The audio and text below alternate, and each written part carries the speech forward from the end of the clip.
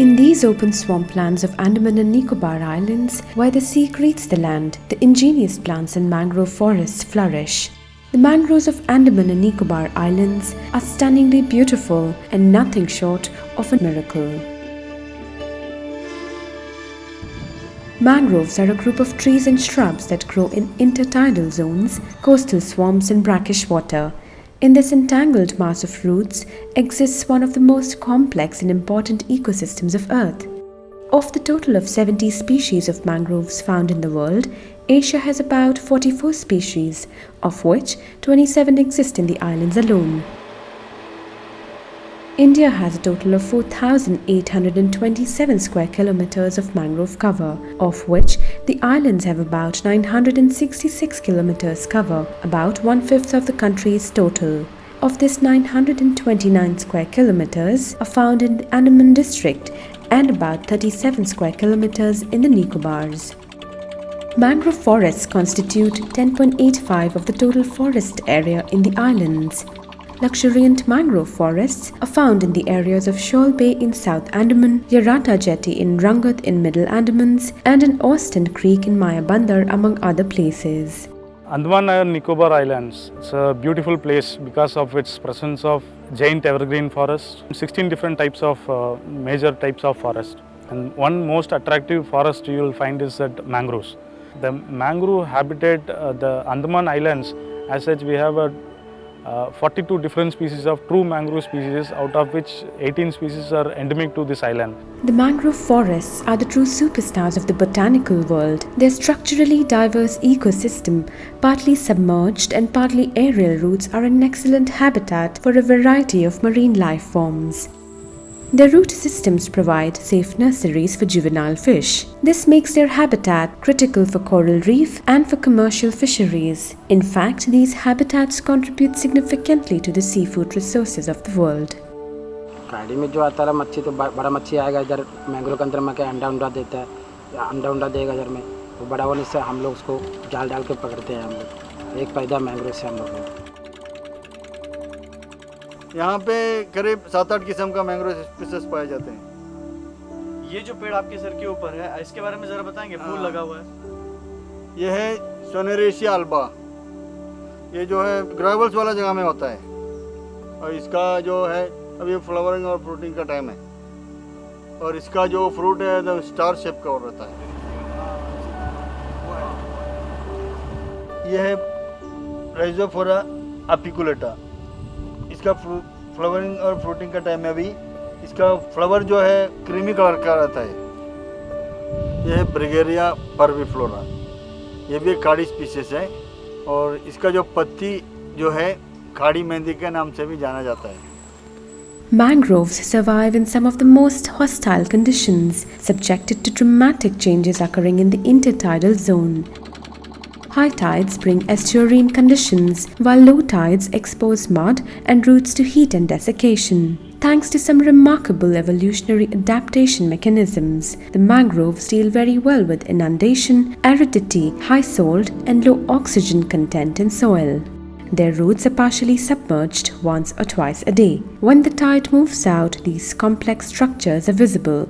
The stilt roots that appear like spider legs can be seen in the Rhizophora species, and in some species like the Bruguiera, the roots resemble human knees.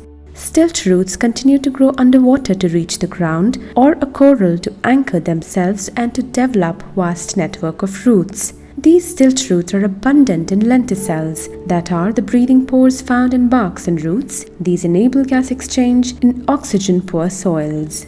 A variety of marine life finds safe shelter in these stilt roots. These also provide a great structural support to the mangrove forest. Knee roots emerge as a root loop from the underground root system and enable the exchange of gases in oxygen-poor soil. The Avicennia species of mangroves develop pencil roots that grow vertically up and stick out like snorkels. These tube-like roots, called pneumatophores, enable gas exchange directly above the surface. These are sent in profusion in Soneraceae and Avicennia. The evolutionary miracle of adaptation extends to the lush, green, shiny leaves of mangrove forests. They shield themselves from harsh sunlight by changing their orientation, preventing loss of water through evaporation. In these saline swamplands, there is no escaping from salinity, even if some mangroves intensely dislike salt. Nature's design has a solution, in this case a sacrificial ritual of some leaves to maintain the health of the tree. To rid themselves of excess salt, these mangroves channelize salt content to older leaves in their crown. These leaves slowly turn yellow and red and are discarded by the tree. These leaves also have special salt-excreting glands. In this region, tropical rains are short-lived. Mangroves have adapted to store fresh water in their thick succulent leaves. In some species, the leaves have a waxy coating that enables them to seal water and minimize evaporation. Mangroves grow at the interface of land and sea, which makes even their reproduction method quite unique. The seed pod or viviparous seedling is nourished by the parent tree before it breaks off to take roots. पेड़ में फल रहते हैं और पेड़ के germinate होना, ये नेचर इसको इसलिए बनाया है कि मैच्योर होता है तो यहाँ से निकलने के बाद में कीचड़ में डायरेक्ट घुस जाता है और इसी में से इसका टॉप से इसका पेड़ का नया पत्ती आता है। ये है वेविपरस germinate. Now, if the seedling drops during low tide, it can quickly take root in the soft tidal mudflat. However, sometimes the seedlings fall in seawater. These seedlings can bob along for more than a year before taking root, and on approaching brackish water, the seedling turns vertical to lodge its roots in the mud, quickly sending additional roots into the soil to stabilize. And thus, from a single wandering floating seedling, a thriving thicket, a rich biodiverse ecosystem of mangrove forest is born.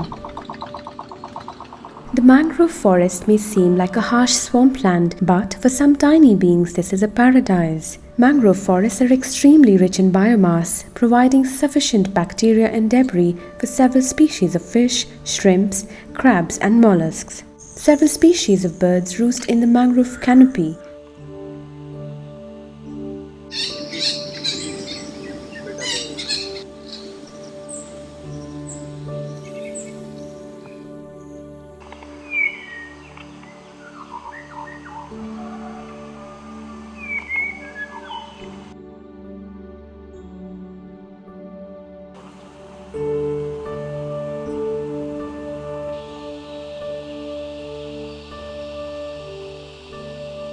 Saltwater crocodiles, the Andaman goi, and several other life forms are found in these forests.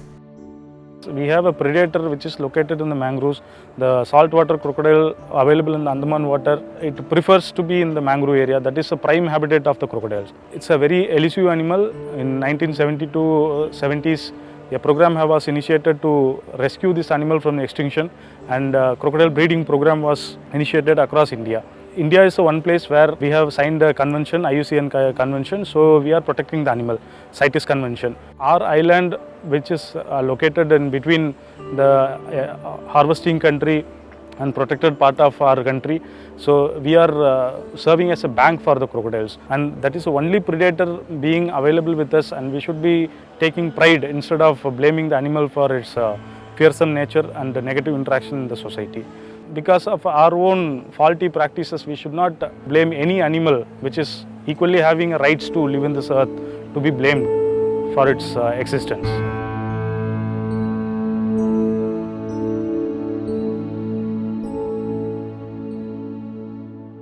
With pincers about the same size as its body, the fiddler crab is the master of this swampland.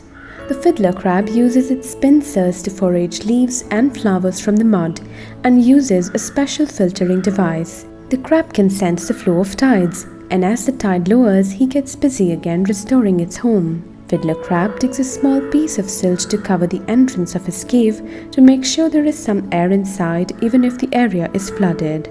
The pincers also act as a shield and a weapon. Once the repair is done, it's time to find a mate. By waving his pincers, showing off his strength, the male crab tries to impress the female.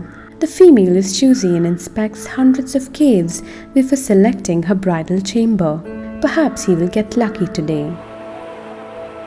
Living conditions here seem harsh, but regardless of that, life carries on. The hot and humid mangrove forest is a perfect habitat for a rather strange kind of fish. Mud skipper is an amphibious fish, perhaps one of the few fish that can live both on land and in water. They have adapted to walk on land by using their pectoral fins as legs. The mud skippers have the ability to breathe through their skin and the lining of their mouth and throat. Mud skippers have enlarged gill pouches where they store oxygen-rich water.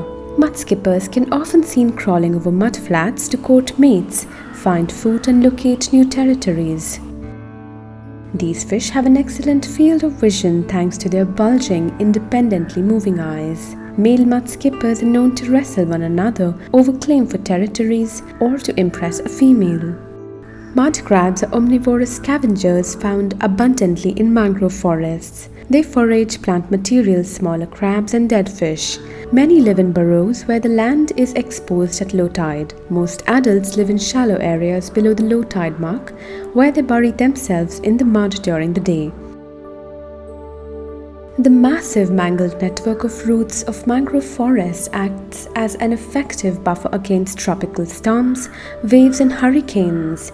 The dense root systems of mangrove forests trap sediments, ensuring coastal protection and prevention of soil erosion. In these times of climate change, these forests are capable of a specific feat. They act as carbon sinks, taking out carbon dioxide from the atmosphere and storing it away for thousands of years in their soil. And therefore, the potential contribution of these forests to climate change mitigation is definitely unquestionable.